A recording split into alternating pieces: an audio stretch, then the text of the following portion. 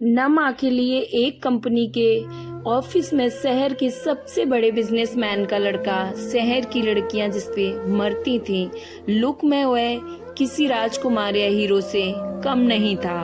आज वह बहुत उदास एक कंपनी के ऑफिस में पिछले 3 घंटे से एक मुलाकात के लिए बेचैन बैठा हुआ था। हर 15 मिनट में रिसेप्शन पर बैठी लड़की से बार बार पूछ रहा था, क्या सर फ्री हुए, क्या सर फ्री हो गए, जिसकी तनख्वाह उसके ड्राइवर से भी कम थी। आज वह रिसेप्शनिस्ट उस लड़के पर चिल्लाकर बोली, अपनी जगह पर शांत बैठ जाइए, जब आपका वक्त आएगा मैं आपको बता दूंगी। ऐसा पहली बार हुआ है कि राहुल खन्ना इतना बड़ा बिजनेसमैन नौकरों की बात सुन रहा था। बात कुछ ऐसी थी कि राहुल खन्ना की कंपनी अब दिवालिया होने वाली थी और उसको सारी उम्मीद इस कंपनी के मालकिन से थी। शायद यह कंपनी का मालिक उसको दिवालिया होने से बचा ले। 3 से 4 घंटे इंतजार करने के बाद रिसेप्शनिस्ट उससे बोलती है, अब आप मैडम के कैबिन में जा सकते हैं। बॉस के पास जाने से पहले राहुल को यह पता चल गया था कि इस कंपनी का बॉस कोई लड़का नहीं बल्कि एक लड़की है। कैबिन में पहुंचकर राहुल जब बॉस को देखता है तो दंग रह जाता है और कहता है, तुम इस कंपनी की बॉस हो, यह तो हो ही नहीं सकता। जाओ जाकर बॉस को बुलाओ। क्यों, मैं तुमको बॉस नहीं लगती? और अगर ऐसा है तो तुम भी जा सकते हो। नहीं तो मैं तो बस यही पूछ रहा था, कुछ नहीं। भावना, तुमको मेरी हालत का अंदाजा नहीं है, मैं किस हाल में हूँ। तुम अपनी जवान से मेरा नाम मत लो, मैडम कहो मुझे, नहीं तो मैं धक्के मारकर ऑफिस से निकलवा दूंगी। सॉरी मैम, अब ऐसी गलती दोबारा नहीं होगी। राहुल ने जिल्लत भरी आवाज से बोला, भावना, मुझे तुम्हारी और तुम्हारी कंपनी की सारी जानकारी है। जाओ अपने बाप से कह दो कि तुमको बर्बाद होने से अब कोई नहीं रोक सकता। जो सब हुआ है मैंने ही किया है। यह एक बदला है मुझे धोखा देने का। कैसा धोखा? राहुल ने नम आंखों से कहा। भूल गए तुम और तुम्हारे बाप ने मुझे कैसे ठोकर मारकर भगाया था। तुम्हारे बाप ने तो मुझे गंदा खून तक कहा था। मेरे पूरे परिवार को आधी रात में घर छोड़कर जाना पड़ा था। इतना सब करके तुम भूल गए सब। यह तुम क्या कह रही हो भावना? मैंने तो ऐसा कुछ भी नहीं किया। मैं तो चाहकर भी उस दिन अपना वादा पूरा नहीं कर पाया। बस इतनी सी बात। क्या तुमको नहीं पता है कि उस दिन क्या हुआ था? उस दिन मैं अपना सारा घर बार छोड़कर अपनी जिंदगी को दांव पर लगाकर तुम्हारे साथ अपनी जिंदगी बसाने जा रही थी। मैंने 4 घंटे इंतजार भी किया था। उस रात का आंधी तूफान भी मुझे तुम्हारे पास आने से नहीं रोक सका था। उस तेज बारिश में 4 घंटे खड़े खड़े मैंने अपने अरमानों को जलते देखा था।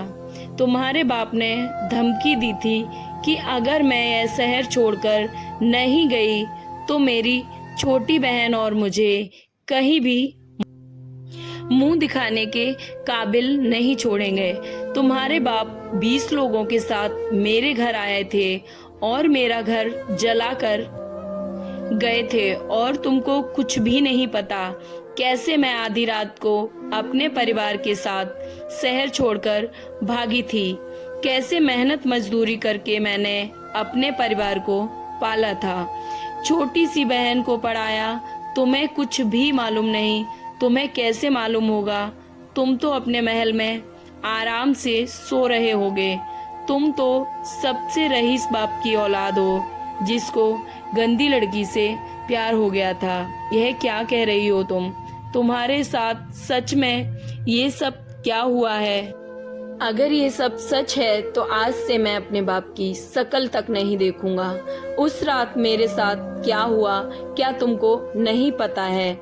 जब मैं तुमसे मिलने आ रहा था तब मेरे पिता ने मुझे मेरी मरी हुई माँ की कसम देकर रोक दिया था।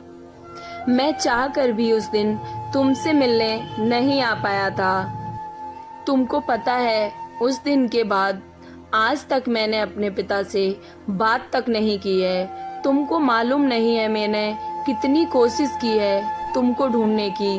कितनी बार मैंने अखबारों में छपवाया है। तुमने तो पढ़ा ही होगा। राहुल इंटरनेट से कुछ पेपर की कटिंग निकालकर भावना को दिखाता है।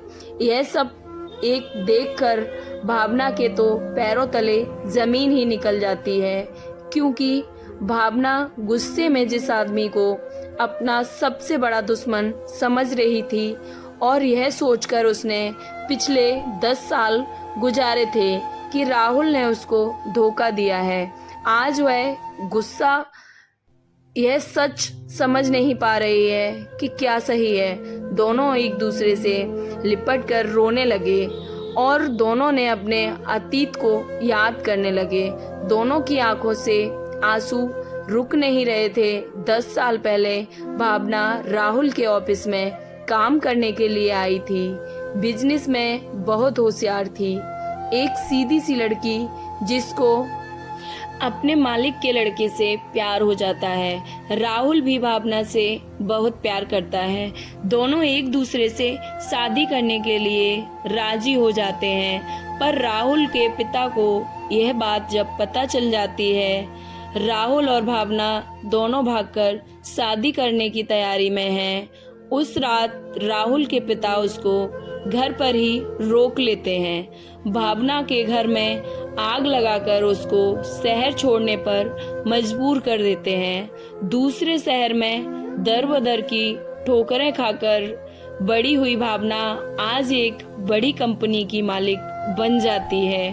वह राहुल की कंपनी को जब चाहे तब मसल कर रख सकती है। इसी बात का बदला लेने के लिए भावना उस शहर में अब वापस आई थी, पर जब उसको राहुल के प्यार और उसकी सच्चाई का पता चल जाता है तो वह उससे गले लगकर रोने लगी है। राहुल भावना को लेकर गुस्से में अपने घर जाता है और चिल्लाकर अपने पिता को बुलाता है और कहता है, देखो तुमने यह क्या किया था। राहुल के पिता की आंखों में से भी आंसू आ जाते हैं। इतने दिन बाद राहुल ने अपने पिता से बात की थी, गुस्से में ही सही। राहुल के पिता हाथ जोड़कर राहुल से माफी मांगते हैं और कहा, मुझे तो पता था यह दिन एक न एक दिन जरूर आएगा। मैंने बहुत बड़ी गलती की है, हो सके तो मुझे माफ कर देना बेटा, पर एक बार यह जरूर जान लो मैंने ऐसा क्यों किया था। मुझे नहीं सुनना, आपने मेरी जिंदगी बस बर्बाद कर दी। राहुल बोला। भावना कहती है, मैं एक बार जरूर सुनूंगी, आखिर मेरे घर जलाने की क्या वजह है। रोते हुए राहुल के पिता बोले, तुमको पता है तुम्हारी माँ और मैंने भी लव मैरिज की थी। हम दोनों भी एक दूसरे को बहुत प्यार करते थे। मेरे पिता ने तुम्हारी माँ की और मेरी कुंडली एक बड़े ज्योतिषी को दिखलाई थी और उन्होंने यह भविष्यवाणी की थी कि अगर शादी होगी तो तुम्हारी माँ की जान जल्दी चली जाएगी। पर हम दोनों ये सब बातों पे भरोसा नहीं कर पाए। तुम्हारी माँ के जाने के बाद मैं यह नहीं चाहता था कि तुम दोनों के साथ भी ऐसा ही हो। जब मुझे पता चला कि तुम और भावना एक दूसरे से प्यार करते हो तो तुम दोनों की कुंडली उसी पंडित को दिखाई और उसने तुम दोनों के बारे में भी वही बात कही थी। जिस दुख से मैं जी रहा हूँ वही तुम दोनों को मिले। मैं यह नहीं चाहता था, पर क्या तुमको पता है कि भावना की कंपनी इतनी बड़ी कैसे हो गई। वह अज्ञात डोनर कौन है जिसने तुम्हारी कंपनी में इतना सारा पैसा लगाया है। वह मैं ही हूँ। क्या आप भावना के तो पैरों तले जमीन निकल गई।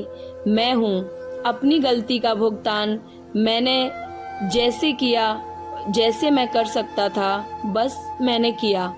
फिर मैं तुम दोनों से हाथ जोड़कर माफी मांगता हूँ। तीनों एक दूसरे से लिपट कर रोने लगे। आज सबकी जिंदगी से सारे गुस्से और गलतफहमी का बोझ उतर गया था। भावना और राहुल ने अपनी कुंडली में निदान करवाकर शादी कर ली और सब खुशी खुशी अब रहने लगे थे। स्टोरी अच्छी लगी हो तो please like and subscribe. Thank you. जय श्री कृष्णा।